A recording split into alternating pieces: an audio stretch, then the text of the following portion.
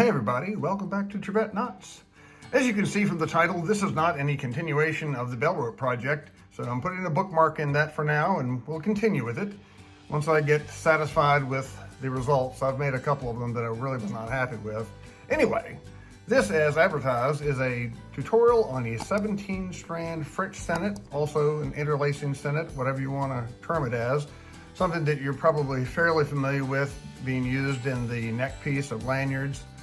But this is going on a frame. I've just gotten a commission to do a Sinnet frame for a retired bosun's mate chief up in Maine.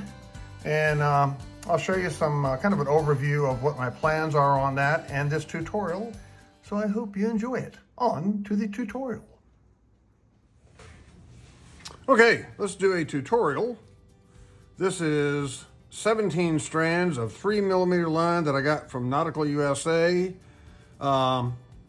Which is designated number 45 on their catalog. So 3, 6, 9, 12, 15, 16, 17 lines. So we have the right number to start with, that's good. So you want to separate this out. I start from left and move to my right. So 3, 6, 7 of them and 10. 10 and 7. And some people split it out to start with. I'm going to, for tutorial purposes, take 3, and then that's going to go over 2, and then under 5. You'll do the same thing from both sides, but it's an interlacing Sinnet, so you'll see how that works out.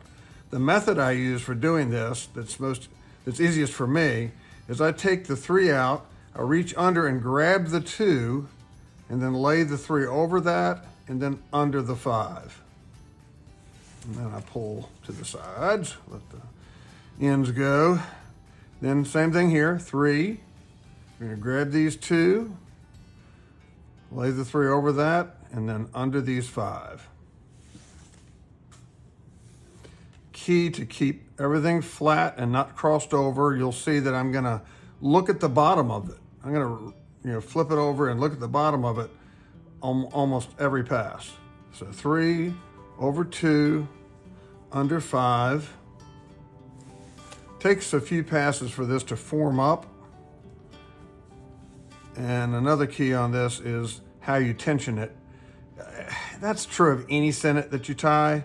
Tensioning is the key to success. It has to be very consistent.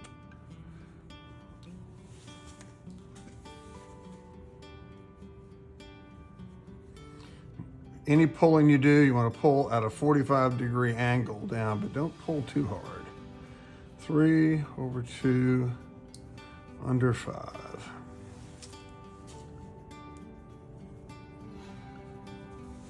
And I check the bottom of it on almost every pass to make sure I didn't cross something. It's a whole lot easier to do that than it is to have to come back, take it apart, and redo it.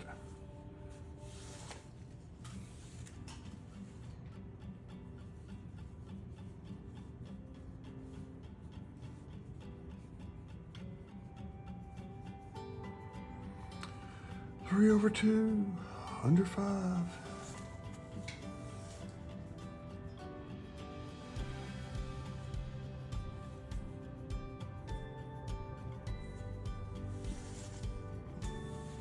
If you're doing this with a harder line, I mean a really hard laid line, I'm not going to say that it's easier, but because I don't like a super hard line for tying Sinnet because it doesn't bend as much. It just doesn't bend as well.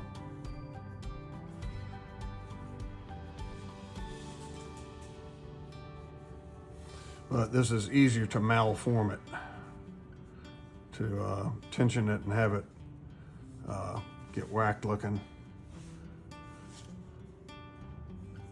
Because when you're doing frames like I do, this is most of what I do are Sinnet frames, and you have long stretches of it, you can tell that you can tell whether you did it right or not very easily.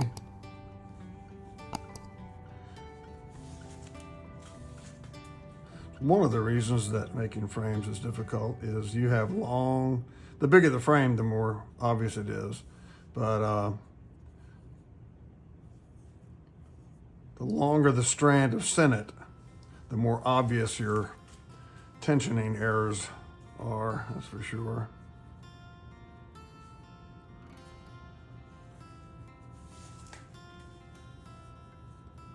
But not difficult to do. Just have to memorize the pattern and tension it properly. It takes practice like anything. But this is a pretty you'll see this a lot used in bosun's lanyard neck pieces, or just lanyard neck pieces at large, I guess. But that's it. I think we're running out of camera room here.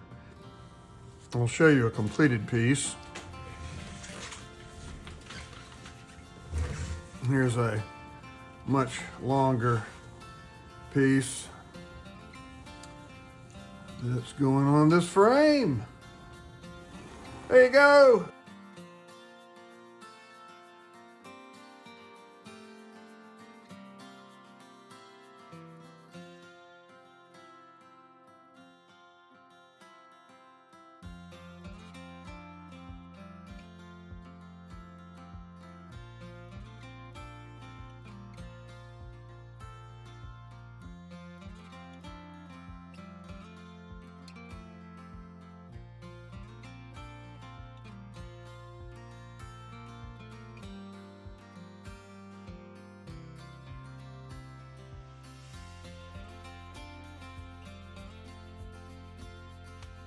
So it's this one.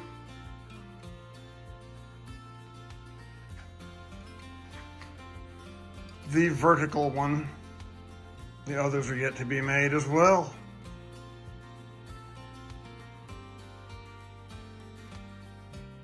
Well, that is going to be all for today. Thanks for watching.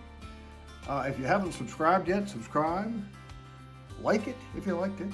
Don't like it if you don't like it. And share it with your friends.